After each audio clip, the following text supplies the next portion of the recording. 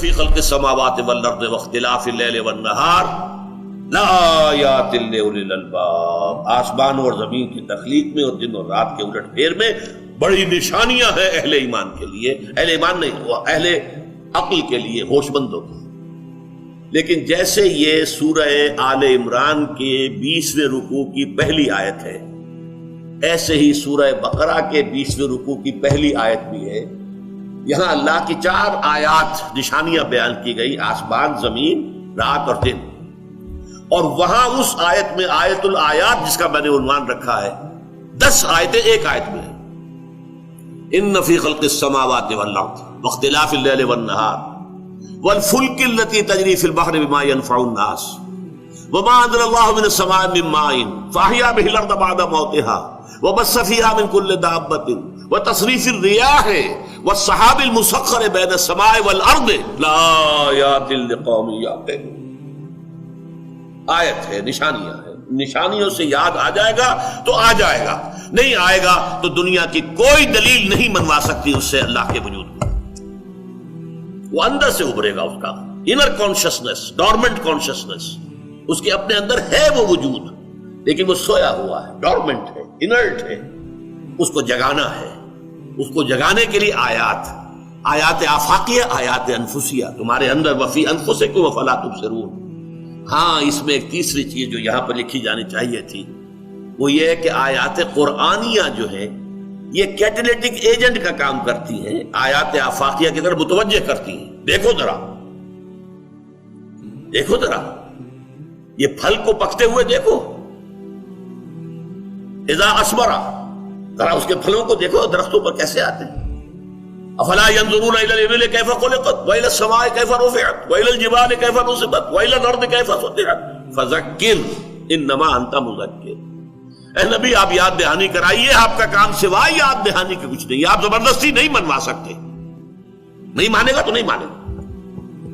تو ایمان باللہ کے لیے جو الفاظ یہاں لکھے ہیں، خالصتاً بدیہیات. بدیہ کسے کہتے ہیں؟ بدیہ وہ شے جو از خود روشن ہو، واضح ہو، جس کے لیے کسی دلیل کی ضرورت نہیں. وہ ہمارے فطرت کے اندر، بدیہیات فطرت کی اساس پر اور آیات آفاقیہ اور آیات انفسیہ کے ذریعے سے ایمان باللہ حاصل ہوتا ہے. البتہ اگلا ایمان، ایمان بالآخرت، اس میں بدیہیات فطرت اور عقل انسانی دونوں کا امتزاج آ جائے. فطرت کی بدیہیات میں سے کیا بات ہے؟ نیکی نیکی ہے، بدی بدی ہے. یہ ہماری نگاہ کا فطور نہیں ہے. Nothing is good or bad, only thinking makes it so. نہیں، نیکی نیکی ہے، بدی بدی ہے، ایول ایول ہے، گڈ گڈ. یہ پرماننٹ مورل ویلیوز ہیں. فَأَلْهَمَهَا فُجُورَهَا وَتَقْوَاهَا، یہ تو انسان کے نفس کے اندر یہ چیزیں پیوست کر دی گئی ہیں الہامی طور پر. یہ تو بدیہیات فطرت میں سے ہو گیا. عقل کیا کہتی ہے کہ یہاں کوئی چیز بے نتیجہ نہیں ہے، ہر شے میں کوئی حکمت ہے، ہر شے میں کوئی مقصد ہے.